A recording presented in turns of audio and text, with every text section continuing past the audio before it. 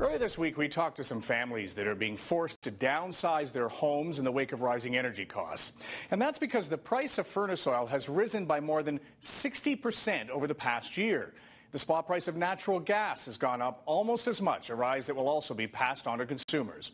But fossil fuels aren't the only source of energy that are locked in the ground. Our Mike Drolet digs into another option.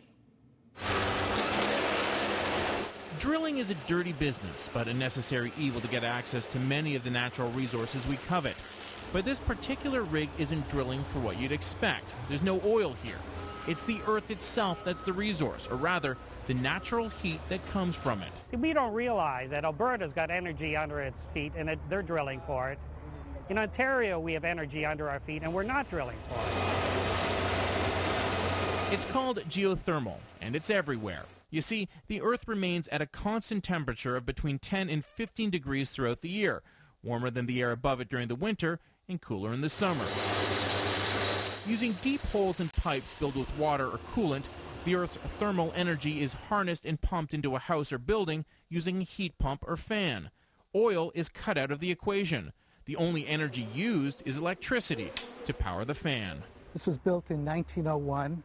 Jeff Layton bought this 100-year-old house. His goal is to make it viable for the next 100 years. He's installing geothermal, and it's not cheap.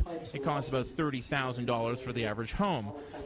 But Layton has crunched the numbers, and he expects it to pay for itself in about 8 years, less every time oil goes up. This is valuable for me as far as providing an economical way to become less of a shareholder to the utilities. Absolutely, and I love that fact. What's remarkable is this technology isn't new. It was first developed by the Roman Empire. Today, 90% of all the homes in Iceland use geothermal. And according to the International Energy Agency, Canada, with 30,000 buildings retrofitted and counting, is the fastest growing market in the world. But then again, it has the most catching up to do. Canada's one of the last countries probably in the world to figure out that geothermal was worthwhile exercise. I think the problem is Canadians are spoiled with an abundance of natural resources, fossil fuels, water. But now, with energy prices going up and up, don't be surprised if you see drilling in your neighborhood. And it won't be for oil.